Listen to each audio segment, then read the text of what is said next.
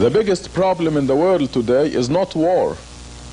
It is not disease, cancer, AIDS, and so on. It is not children starving in Africa or in some other parts of the world.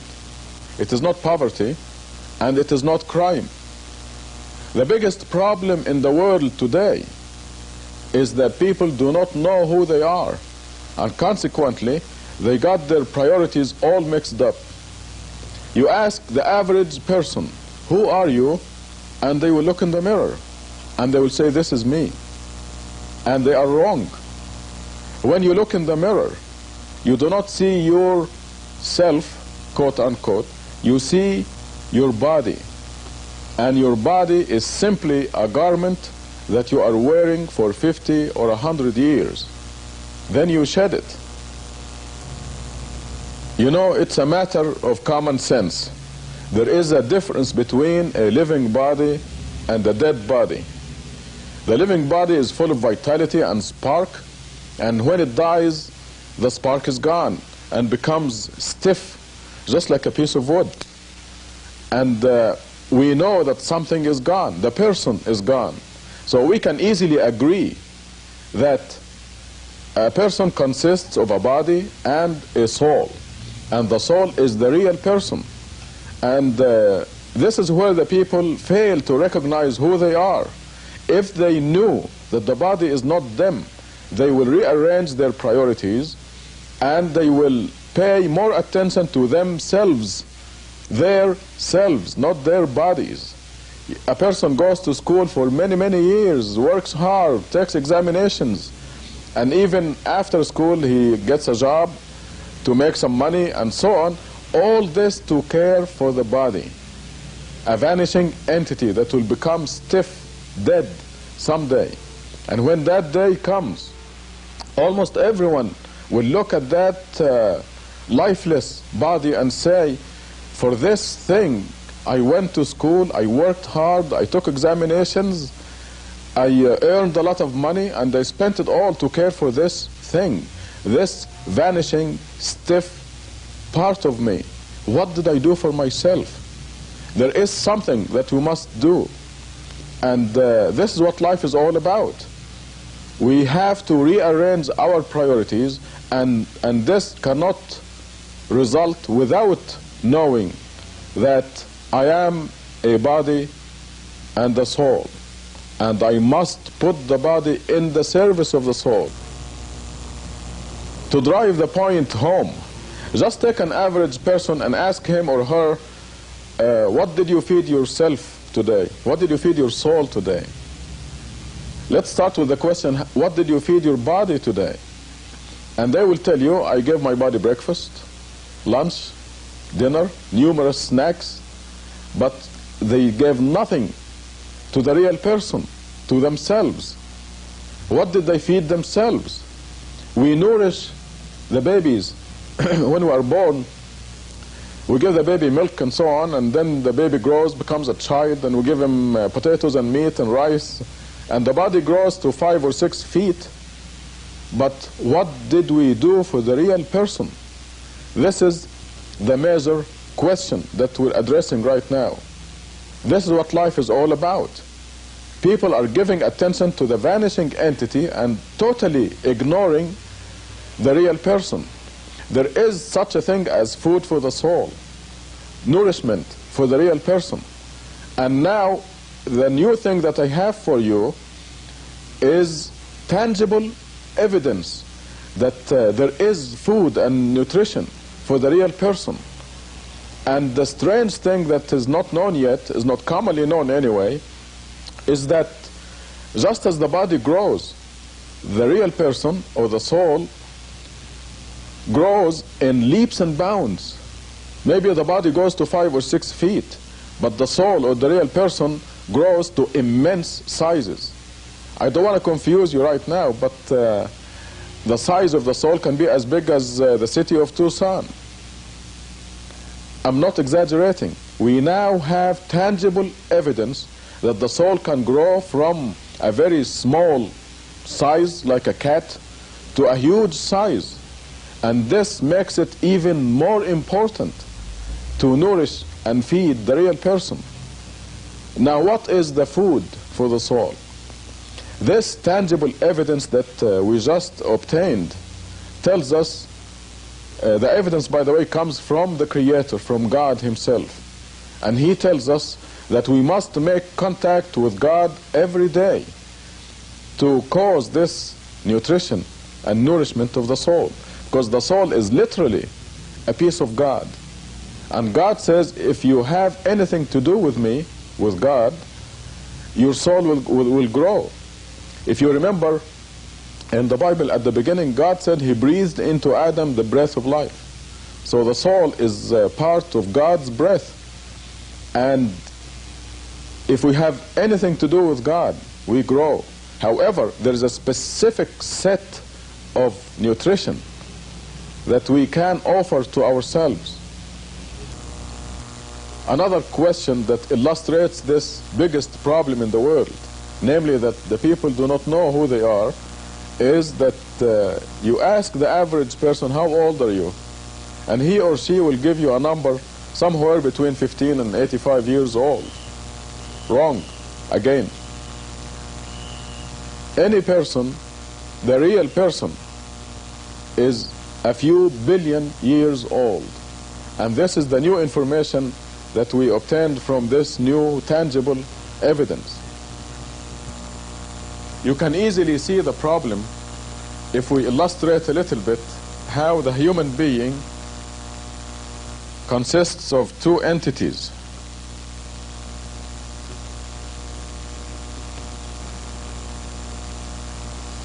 One entity is the body. Let us represent it by this dot right here. And the eternal person. And this is an infinite entity.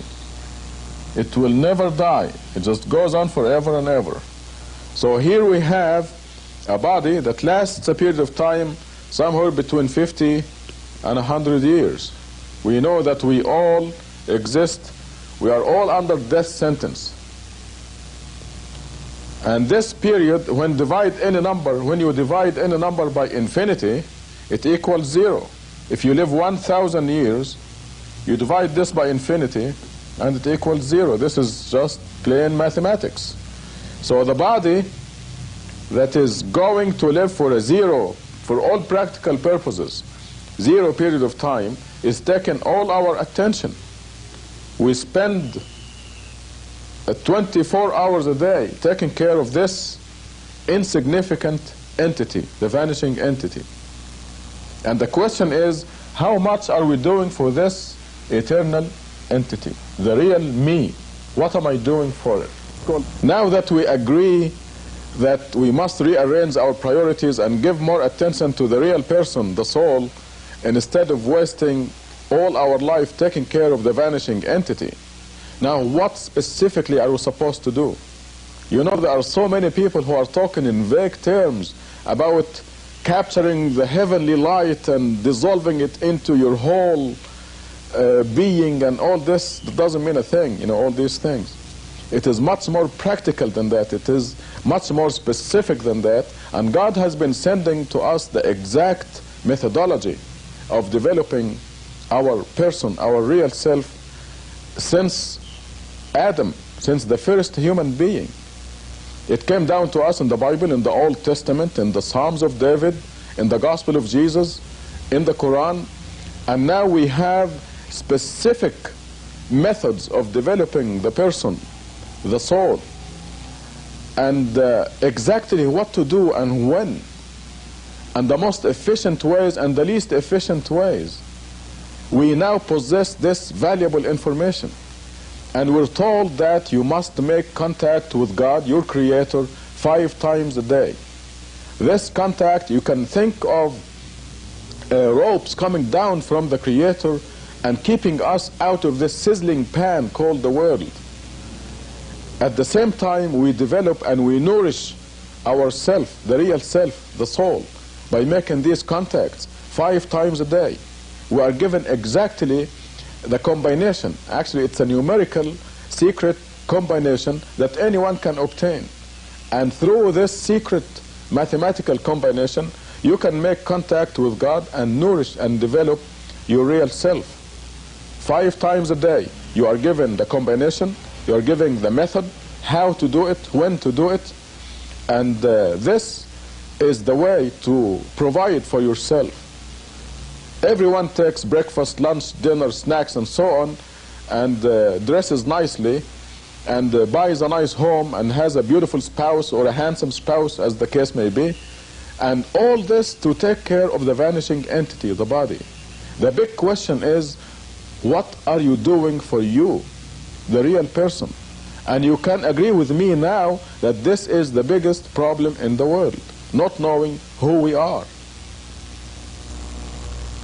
You notice I mentioned making contact with God. And this is, I'm talking about a specific methodology. I'm not talking about prayer. Prayer is fine, and it will contribute to the growth and nourishment of the person's soul, the real person. You know, millions of children grow up, we grow up knowing that we must say grace before we eat, say a short prayer. God is good, God is great, please, thank you for our food, and all that. Millions of people pray. I mean, they utter supplications, ask God for favors, and all this is fine. God loves that. But I'm talking about a practical, a real meal for the real person. We have this physical evidence telling us exactly what to say, what sounds to utter. It is like the combination of a safe. You have this combination, a knob on a safe or where there's a treasure, and you have to turn it this way a certain number of times, and then this way to another number, and so on, and then you open the safe and you have the treasure. It is very similar to that. A numerical combination, a combination of sounds that you must utter, a combination of movements that you must do, and this is common to all religions. It came to us, like I said, in the older scriptures and the latest scriptures, and in this new discovery of a tangible, mathematically coded method. And if you contact me at the telephone number shown at the end of this program, I can discuss this specific method with you. And the contact with God is not the only way to develop the soul. There are many other methods, but the daily contact with God is the most efficient. This is the steak of the soul food. But for example, there is a method of fasting, where you dictate on the body exactly when the body is going to eat or drink. And this, there's even a specific time of the year for that. So God told us exactly what to do to nourish our soul. And if this becomes known to you or to any other person, you can ask them, what did you do for yourself today? And they will not say zero or nothing, like most people would say now. The person would answer, I gave my body breakfast, lunch, and dinner, and I gave myself 5 good meals by contacting my Creator 5 times today. There will be a big difference. There will be the proper arrangement of priorities. Right now, the priorities are all reversed. People are spending 99% of their time caring for the vanishing entity and totally unaware, totally neglecting the real self, the real person. And it's a big shame, because when the time comes and we shed the body, we will really regret that we didn't give the real person, the soul, the proper attention. You know, it is very well and finally established now that money, fame, beauty, and so on do not bring happiness. There is always something missing. Did you see the Barbara Hutton story that was shown on TV the other day? I was listening to a special, Barbara Walters special. She was interviewing Eddie Murphy. Here is a movie star who's got everything. He has 2 Rolls Royces, a Mercedes, a Corvette. He's got a palatial estate in New Jersey, his family.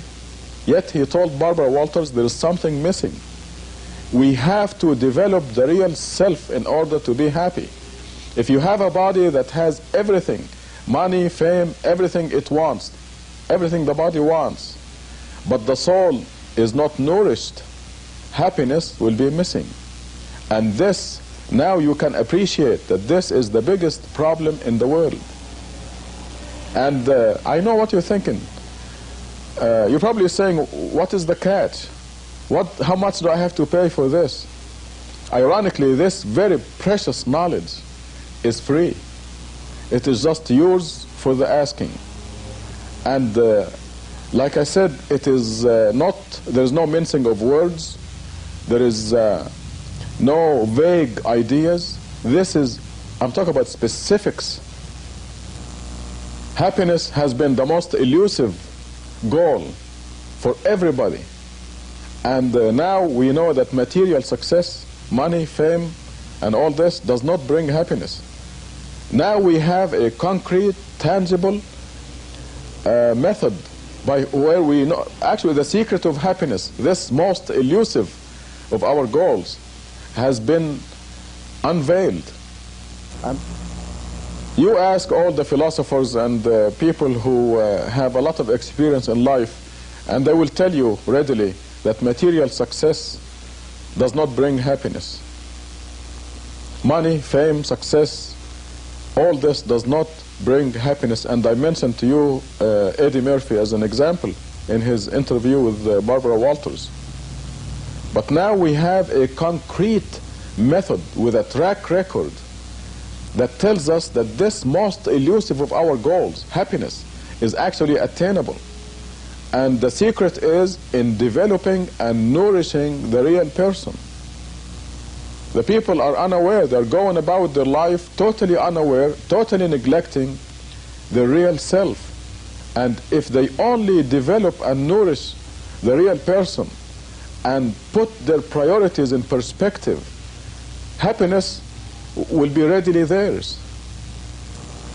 I'm not talking about something over there in heaven somewhere where you have to die first, stay in the grave millions of years, and then get resurrected in order to be in paradise and all that. I'm talking about happiness, victory, success, the real thing here in this world.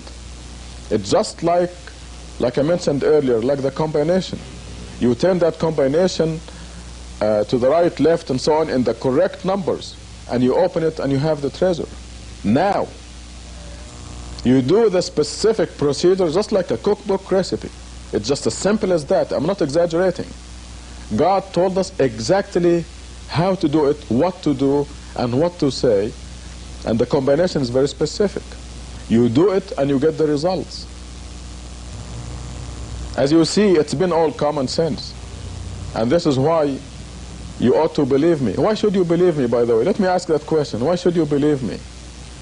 You should believe me because when you discuss this matter with me, if we meet in person, I'll show you tangible evidence, and you will see that we have a mathematically coded message from God. You will see the physical evidence. If you don't see it, just leave. I mean, you don't have to take it. You look at the evidence, you see it is tangible, concrete, and you see the results, and you visualize the whole thing. I mean, it will be in front of you. There is no imagination or speculation or conjecture. This is the real thing. And from the beginning of this program to the end, it is all common sense, isn't it? Now, who would be the most authoritative source to give you this kind of information? The Creator, the one who created your soul, the one who breathed into Adam from his breath. Your soul is a piece of God, and the source of all this information is God. And you will see it supported by physical evidence. This is a new stage in human history, and you can be one of the pioneers to discover this. The discovery, by the way, is very recent, and maybe 50 years from now everybody will know about it. But right now only select few, the elite of the elite, knows it. And you can be one of those. God willing, it will be known in a shorter time than 50 years. But you can grasp this opportunity now. You live in this world only one life, and then we move on to a new stage, the eternal real life, where everyone is assigned a rank and a position depending on how much you nourished your real self. Can you hire a child as a pilot or an engineer? You can't. Therefore, you have to develop the real person and grow and nourish in order to be strong enough for the eternal real life that will come after this world. And then you'll be assigned a prominent rank. And like I said, you don't have to wait for that. Happiness, real happiness, and the consequences of nourishing your soul begin right here. God's promises have to be a fact. And God says He promises those among you who believe and lead a righteous life that they will be sovereigns on earth, kings and queens on earth. And when God says that He promises, it is done. What I told you is a very condensed summary of this major historical event. Needless to say, there is a lot of detail that anyone can come and see me and talk about it and discuss it. They can demand the proof. Where is the physical evidence, the concrete, tangible evidence you're talking about? They can come and ask me that, and I will show it to them, and then they can make the decision themselves. They have got nothing to lose. And this is all free.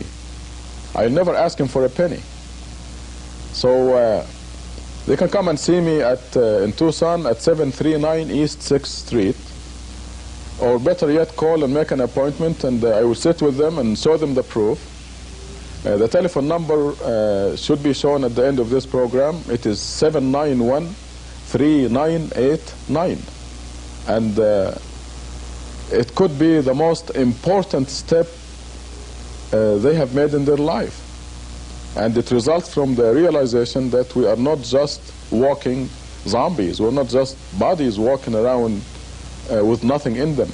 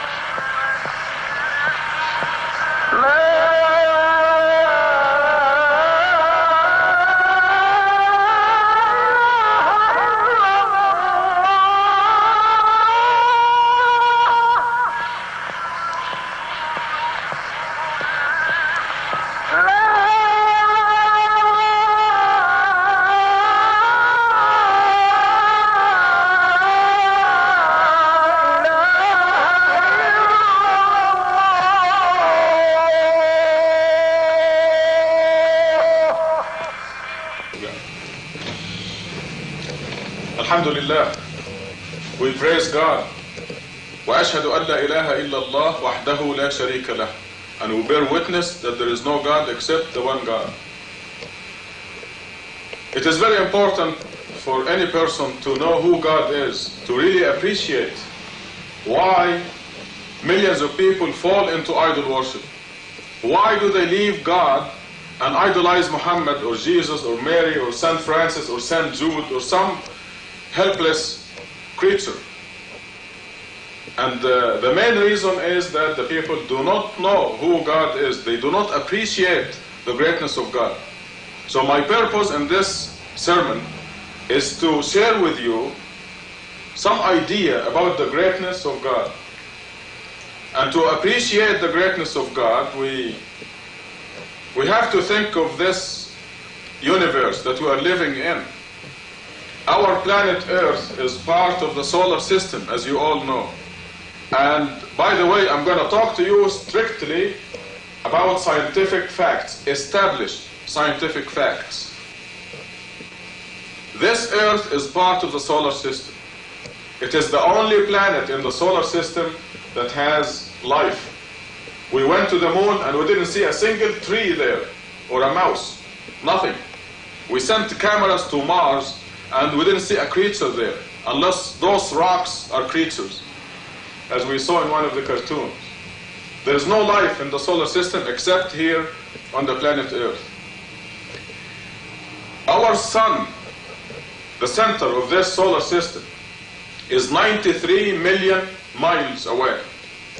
Now I want you to watch these distances. 93 million miles away from us, the sun. And the light comes to us from the sun in 4 minutes. So remember this relationship. The light travels from the sun to the earth 93 million miles in 4 minutes. The solar system itself spans a distance of 2 billion to 4 billion miles. This is our solar system. So when you go to the edge of our solar system, if you travel 2 billion with a B, 2 billion miles away, how big is the planet Earth from that point? It will seem small. Okay, let us now go a little further. Let us talk about the galaxy, our galaxy. As you know, it is called the Milky Way galaxy. And the solar system is one, the sun of the solar system is one of 1 billion suns or stars in our Milky Way galaxy. It will take 4 minutes for the light to travel from the sun to the planet Earth, 93 million miles. You know how long it will take to cross the Milky Way galaxy? If you travel at the speed of light, you will cross the Milky Way galaxy, our galaxy, in 100,000 years. Not 4 minutes, or 10 minutes, or 1 hour, or 10 hours, or 10 days, or 10 years. It will take you 100,000 years to travel across the Milky Way galaxy, our galaxy. Now, so if you go to the border, the edge of the Milky Way galaxy, and try to find the planet Earth, where is it? It's minute, isn't it? Just a tiny mote. You know, when you look in the sunlight and see these little things flying, those are called motes. And the Earth is not even that, within the Milky Way galaxy. Well, let us travel, let us go on a little further. Let us go to our next door galaxy, our neighbor. You know how far it is, our neighbor galaxy? 2 million light years away. So if you're cooking something and you want to borrow some salt or some sugar from your neighbors, don't go to the next door galaxy. It will take you 2 million years going at the speed of light and 2 million years coming at the speed of light, and your cooking will be all gone. So 2 million light years from our galaxy to the next door galaxy. Now, so if you go to the next door galaxy and try to find the planet Earth in the Milky Way, what are your chances of seeing the planet Earth? Using the strongest possible imaginable telescope, can you find the planet Earth? How about your house? Or you? Or any human being like Jesus or Muhammad? Can you see them from that galaxy, our next door galaxy? Shall we move a little further? There are 1 billion galaxies in our universe. This is 1 billion with a B. A billion trillion stars in our galaxy. In our universe, excuse me. There are 1 billion galaxies in our universe. A billion trillion stars in our universe. Our universe now has distances of 10, 15, up to 26 billion light years. Distances within our universe. And you can easily imagine this now. If our next door galaxy, and these are all, I remind you, these are all scientific, established scientific facts. 26 billion light years within our universe. You have to agree with me that when you go to the edge of our universe, it is hopeless to try to find the planet Earth. It is such an insignificant speck in God's kingdom. It is an established physical fact that when you go, if you go to the edge of our universe, you cannot possibly see the planet Earth. You cannot possibly see the sun of our solar system, let alone the planet Earth. So that's our universe. Before we leave our universe, that's the next step. I would like to remind you that, in fact, I will do a calculation thing with you right now. Let us say the number of stars in our universe is not a billion trillion. Let us just take a smaller number, quintillion. Quintillion. That's a smaller number of stars in our universe. And let us count from 1 to quintillion, taking 1 second per count. It's like, let us say we're counting the stars. 1, 2, 3, 4, 1 second per count. So you take 1 quintillion, divide by 60. You get the number of minutes it will take you to count from 1 to quintillion. Then you take this number and divide by 60 again, you get the number of hours it will take us to count from 1 to quintillion. Now you take this last product and divide by 24, and you get the number of days it will take you to count from 1 to quintillion. These are physical facts, as you see, just a simple dividing by the seconds, the minutes, the hours, and the days. Divide by 7, you get the number of weeks. Then you divide by 4, you get the number of months. You divide by 12, you get the number of years. It will take you to count, just count, a quintillion stars. You know how long it will take you? How many years? This is a mathematical, physical fact. It will take you 32 billion with a B, 32 billion years just to count a quintillion stars in our universe. And God created them. God didn't just count them, God created them. And we are talking only about stars in our universe. We're not talking about the planets that go with those stars. We're not talking about the uncountable decillions of heavenly bodies and meteorites that are in our universe. We're talking only about stars. The sun is one of the stars, our sun. By the way, it is one of the dim stars. The bright stars, the definition of a bright star is, it must be at least 1,000,000 times as bright as our sun. Look outside and see how bright the sun is. A bright star has to be 1,000,000 times as bright as this, as our sun.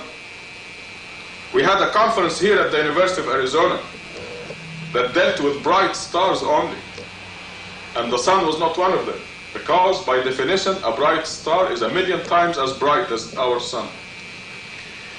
So it will take you 32 billion years just to count, not to create, just to count a quintillion of the billion trillion stars we have in our universe. That's our universe. Now prepare for a shock. This universe, our universe, vast as we can imagine, is only one of 7 universes. And it is the smallest and the innermost of the 7 universes. This is a fact that is in the Quran, proven by the Quran's mathematical code. We are all now familiar with the mathematical code of the Quran that proves that every word is from God, that it is not written by a human being, that it is God's message to the world.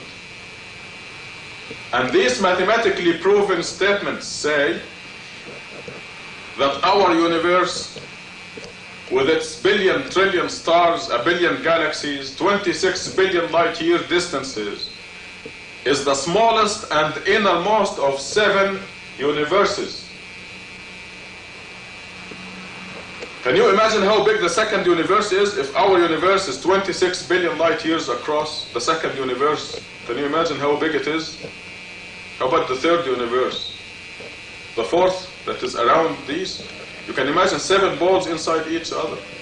The fifth universe, I don't think you can imagine the size of the fifth universe.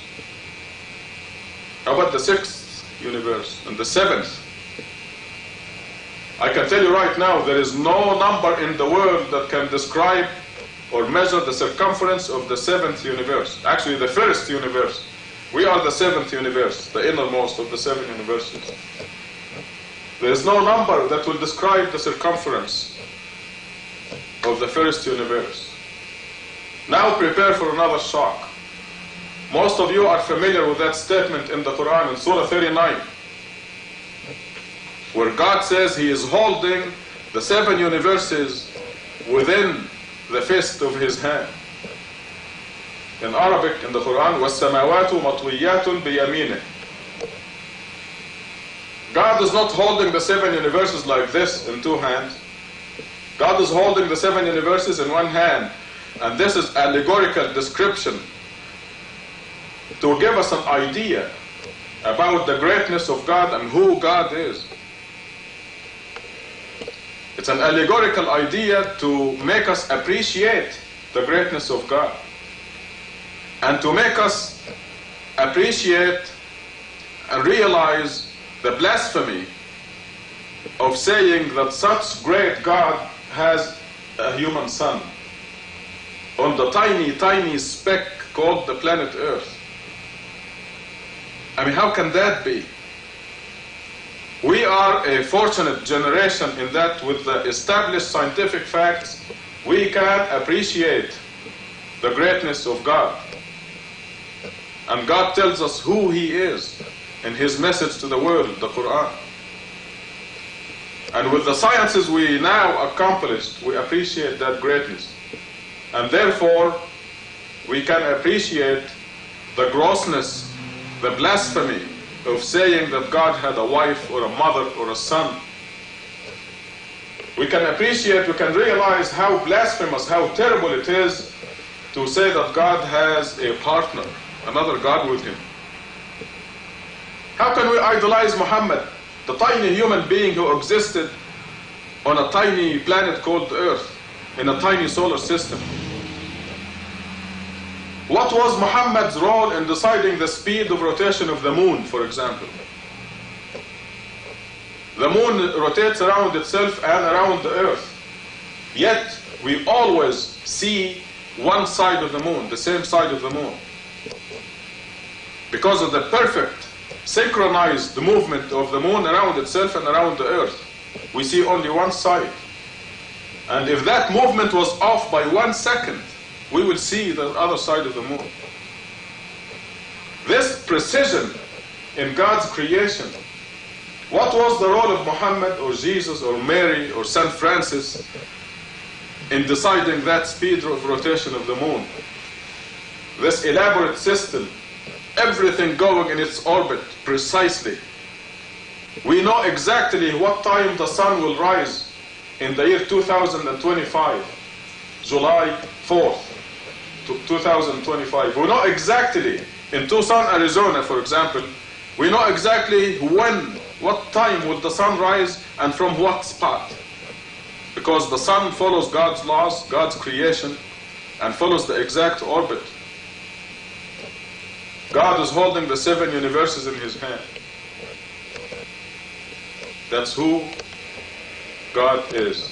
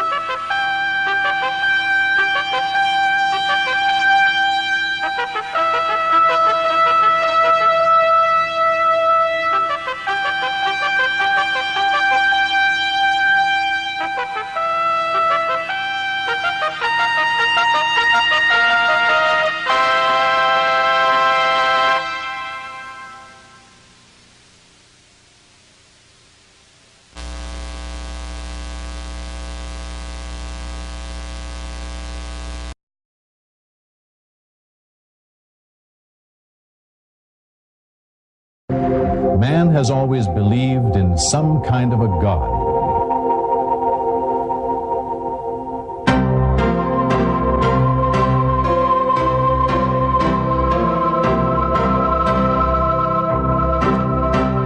This need to believe in a supernatural and omnipotent being led many to search for a God, start wars in the name of a God, even create a God if they had to. Hello, my name is Bill Buck. In this report, we are going to present to you what we call the ultimate miracle.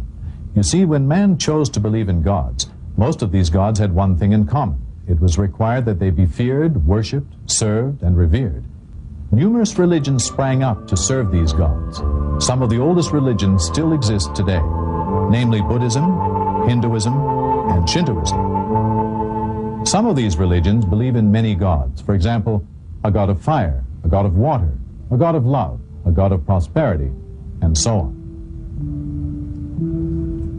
Then came the monotheistic religions, those that believe in one God, all of which are considered major influences in global history and affairs. These are Judaism, Christianity, and Islam, and significantly, they share a common belief in one global history and affairs. These are Judaism, Christianity, and Islam, and significantly, they share a common belief in one supreme God. Perhaps the best way to portray these is to look at Jerusalem, where all three religions mingle. We have a historical account of biblical and other prophets and the miracles that they are credited with having performed. There was Moses, who we are told talked to God and led the Jews out of bondage and brought them the 10 Commandments. He even parted the Red Sea when pursued by Pharaoh and his troops, according to the Bible. There was Jesus Christ, who is the Son of the living God to Christians. Through him, Christians entered into a new covenant with their Creator.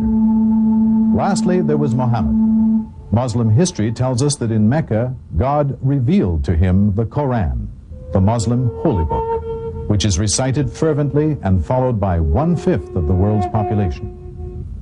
For many centuries, and in spite of man's experience with religion, there still remain many mysteries. The most baffling and complex mystery of all remains the identity and the concept of this God that man has never seen and yet believes in so religiously. This sea of religious confusion has been swelling all the time. Many religions, all claiming to be right, began to break into sects. During all this time, man was advancing economically, socially, militarily, and intellectually. Man continued to advance technologically at an unprecedented pace. But in terms of religion, he was still in this sea of confusion, often misled by tricksters and deeply disappointed with his unanswered prayers to this unseen God. Disappointment and confusion led many to lose their belief. Agnosticism and atheism have become widespread. Many now openly reject or at least question the existence of this God who has been so popular throughout the ages. The theory of Darwin became the accepted opinion of many scientists and scholars who were able to draw supportable conclusions from the proof and arguments presented. But now, most scientific and religious thinkers realize that there are deeper questions. So, where does that leave us? Are there any real solutions to this religious dilemma? On the one hand, man cannot accept the illogical practices that religion dictates to him. Yet, by denying God, man still doesn't find the answers to some of his most burning questions, such as, who am I? Why am I here? Is there a God? What is the purpose of life? Just when man's tolerance to manual labor reached a limit and the Industrial Revolution lay around the corner, now an intellectually enlightening revolution seems to be around the corner. Previous generations were converted to believe in God by means of miracles. However, modern man cannot believe in God because of these. He has watched men walk on the moon. He is presented daily with the latest technological marvel. He has come across too many false claims, fake miracles, and fake prophets. He has become very cynical, especially when it comes to ancient myths and beliefs. With some arrogance, he believes that he knows more than his forefathers, let alone those ancient reporters of fantastic events. He wonders what they would have thought of some of today's miracles. Today's man needs something substantial.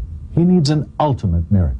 All the miracles that were supposed to have converted man over the ages were limited to a particular geographical location or a time period. By definition, an ultimate miracle would be something that is perpetual, not limited to a certain century or geographical location. It would be for all of the people to see all of the time. It would be something that is physical, touchable, examinable, verifiable, and irrefutable. A few years ago, noted scientist and television personality Carl Sagan, in his best-selling novel, talked about a mathematically coded message from outer space. On page 431, the author states, "My fondest hope for this book is that it will be made obsolete by the pace of real scientific discovery." Well, it seems that Carl Sagan's fondest hope has come true. Research over the past few years has uncovered just such a mathematical code in a document that is over 1,400 years old. There are other miraculous aspects to this document. For instance, only in the past 20 years has science been able to witness the development of the fetus in the very early stages. However, 1,400 years ago, the development of the fetus in the first 28 days had already been documented, and with such graphic accuracy that it left Dr. Moore, chairman of the anatomy department at the University of Toronto, utterly amazed. For at this stage, the embryo is only about 1/10 of a millimeter long and would appear like a dot to the human eye. To discern its shape would require a powerful microscope. However, microscopes were not developed until the 17th century. And yet, 1,400 years ago, we find the following. Thereafter, we created of the drop a thing which clings, a leech-like structure. Dr. Moore confirmed that the embryo does in fact cling to the wall of the uterus. Another passage describes the stages of fetus development. God makes you in the wombs of your mothers in stages, one after another, within 3 veils of darkness. Dr. Moore confirmed the accuracy of this description also. He explained that the 3 veils could reasonably be interpreted to mean the mother's abdominal wall, the wall of the uterus, and the amniochorionic membrane. It goes on. We've all heard about the Big Bang Theory, but who would expect to find an account about the Big Bang Theory 1,400 years ago? But there it is. Do the disbelievers not realize that the heavens and the earth used to be one entity? Then we parted them. The separation process resulted in the formation of multiple worlds. Mention of these worlds is made several times in the document. Also, it would seem that the modern discovery of bridges of matter, which are present outside organized astronomical systems, is referenced in the verse which reads, God is the one who created the heavens, the earth, and what is between them. Today we will only preserve your body to set you up as a sign for subsequent generations. Indeed, most people are heedless of our signs. Miraculously, it seems that the Egyptians were exclusively gifted with the science of mummification. In 1898, Lauret discovered the mummified body of Ramses II at Thebes in the Valley of Kings, where it had lain untouched for 3,000 years. He had it transported to Cairo, where it may be seen to this day. The medical study of the mummy of Merneptah, pharaoh of the Exodus, has yielded further useful information on the possible cause of this pharaoh's death. The lack of signs of deterioration of the body proves that the body did not stay in water for a prolonged period of time. And in the heavens, for many centuries it was believed that the moon had its own light. Science discovered not too long ago that the moon really did not generate its own light, but acted only as a reflector of the sun's rays. God is the one who made the sun luminescent and the moon a light, and he designed its phases to provide you with a timing device. God did not create all this in vain. God is the one who created the night, the day, the sun, and the moon. Each one is traveling in an orbit with its own motion.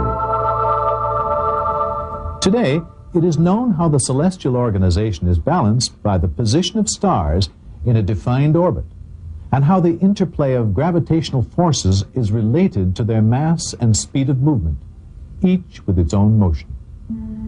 Sir Francis Drake proved the Earth to be round when he sailed around it in 1597. Are you more difficult to create than the heaven that he built? He raised its masses and perfected it. He made its night dark and its morning visible. Thereafter, he made the earth egg-shaped. That was written almost 1,000 years before Columbus. We know now that the Earth's atmosphere acts as a filter to prevent harmful radiations from reaching the surface. Short wavelengths like X-rays and ultraviolet rays are filtered out at high altitudes. Protection from these rays is vital to the existence of life on Earth. And we made the sky a protected ceiling. Then there is the affirmation of the modern idea that the origin of life is aquatic. And we made water a requisite for every living thing. Water is the simplest chemical compound of importance to all living things. Most organisms consist of 50 to 95% water. Scientists know that absolutely every living entity known to man requires water for its existence. Many properties of water make it essential to life's processes. Its ability to dissolve a great variety of substances is vital because most chemical reactions within organisms can occur only in a water solution. Take the field honeybee, busy bringing in nectar from flowers. On entering the hive with a full honey sac, which is an enlargement of the esophagus, the field bee regurgitates the contents into the mouth of young workers, called house or nurse bees. These, in turn, deposit nectar in a cell and carry out the tasks necessary to convert the nectar to honey. This we have known for about 80 years. And your Lord inspired the bee. Build homes in the mountains and the trees, and what the people build for you. Then eat from all kinds of crops and obediently follow the designs of your Lord. Out of their bellies comes a liquid of various colors, wherein there is healing for the people. This should be a sign for those who reflect. Remember, this statement was made 1,400 years ago. How in the world could somebody have known 1,400 years ago that honey came from the belly of the bee? This document also claims that there is a healing property in honey. Honey does, in fact, have mild antiseptic properties. The Russians used honey to cover their wounds in World War II. The wounds retained an amount of moisture and left very little scar tissue.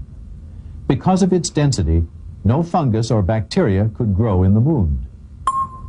It is also known that if a person suffering from allergies from a certain plant is given honey produced from that plant, that person builds up certain resistance to the allergy. 1,000 years before the discovery of the circulation of blood, and roughly 13 centuries before it was known what happens in the intestine to ensure that the organs are nourished by the process of digestive absorption, we find a verse in the document. From between the urine and the blood comes pure, delicious milk. Only recently was it found that from what the cow eats, there is a separation of nutrients into the blood and the urine, and the remainder ends up as milk. Progress in botany 1,400 years ago was nowhere advanced enough for it to establish as a rule that plants have both male and female parts. Nevertheless, we read in the document, God is the one who sent water down from the sky, and thereby brought forth pairs of plants, each separate from the other. Today we know that fruit comes from plants that have sexual characteristics, even when it comes from unfertilized fruits like bananas. Of all fruits, God placed on the earth 2 of a pair. This document stated to early man the remarkable premise that mountains move like the clouds. We know this to be true now, since the earth rotates around its axis and around the sun. But to an ancient, what could be more contradictory to the obvious than that mountains move? And yet, when you look at the mountains, you may think that they are standing still, but they are moving in the same manner as the clouds. Such is the creation of God. We know now of continental drift, of folding, which forms mountain ranges. The Earth's crust is like a solid shell on which we can live, while the deeper layers are hot and fluid. Have we not made the earth an expanse, and the mountains stakes? The stake-like stability of the mountains is linked to the folding phenomenon in that the folds provide the foundations for the reliefs that form the mountains. From this aspect, they are indeed like tent stakes driven deep into the ground. He makes his chest straightened, like one who climbs towards the sky. Fingerprinting became a scientific method of identification in the 1880s with the research of Sir Francis Galton. Galton calculated mathematically that no 2 persons could have exactly the same fingerprint patterns. We can even reconstruct the tip of his finger.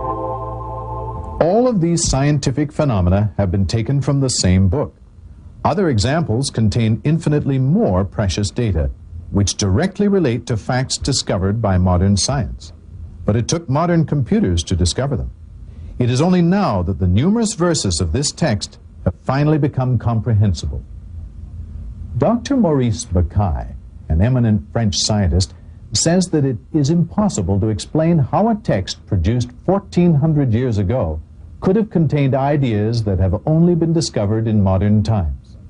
Many other scientific phenomena, the barrier between salt and fresh water, the branch-like progression of combustion, all were mentioned 1,400 years ago. In a notable recent experiment conducted by NOVA, it was found that at the exact moment of death, there is a slight weight loss in humans, but not animals. This document states that at the moment of death, God takes the soul away. And now we come to the most incredible significance of these discoveries. Remember, we said that modern man needs an ultimate miracle to release himself from the bondage of religious frustration and confusion about his Creator. Well, it so happens that this ultimate miracle does exist in this document, the identity of which we are about to reveal. This ultimate miracle exists in the form of a scientifically proven mathematical code that is touchable, examinable, verifiable, and utterly irrefutable. Not only does it prove that the author of this divine document is God Almighty, but it also serves as the first physical evidence for the very existence of God. And it serves as a means for preservation, for the document itself, so that the reader knows that every word, indeed every letter, is from God Almighty. This document is the Quran. And the ultimate miracle is the perfect and unchallengeable mathematical code. This mathematical code, this signature of the Creator, has always been here in the Quran for all to see. But only recently was it revealed, and then only with the help of a modern computer, by Dr. Rashad Khalifa, the Imam or minister of the Mosque of Tucson. Briefly, let me explain. The Quran consists of 114 chapters. 29 of these chapters are prefixed with letters that remained mysterious for 1400 years. Nobody knew what they meant until now. Before we go into details of this, let us look at a simple example that will allow us to realize the magnitude of this miracle. Take a simple sentence like, Jack and Jill went up the hill. There are 7 words and 24 letters in this sentence, and this is called the simple mathematical structure of this sentence. Now, let us try and change this mathematical structure, but still try and convey a specific meaning in good English. Let us say we want to convey the same meaning with a sentence containing 7 words and 26 letters. We must pad 2 letters in Jack and Jill went up the hill. In trying to do this, we soon see that the word Jack and the word Jill cannot be changed. The word over cannot be substituted for up because it conveys a separate meaning. Similarly, the word the cannot be replaced by a because a hill refers to any hill. In other words, it becomes pretty difficult to change the mathematical structure of a simple sentence and still have an accurate and acceptable statement in English. Now, how about if we try and group sentences that convey specific meanings into a mathematical pattern, not only controlling the count of total letters, but also the count of specific letters within words? Suppose we want to take Jack and Jill went up the hill to fetch a pail of water and change the total number of A's plus the total number of I's to 9 instead of 8. There are 7 words containing the letters A and I that make perfect English and cannot be changed. So we can only try and change the rest of the words, but this will again convey a different meaning to the sentence. It quickly becomes apparent that changing this structure to fit a pattern is almost impossible for just one sentence. Prepare for the shock. The document, the Quran, contains an exquisitely sophisticated control of letters across chapters, within chapters, in combination of letters between words, in total number of sentences, in total number of words, all interlocking with one another, rendering it impossible to duplicate, even with the most powerful computers. Yet, it remains very simple to understand.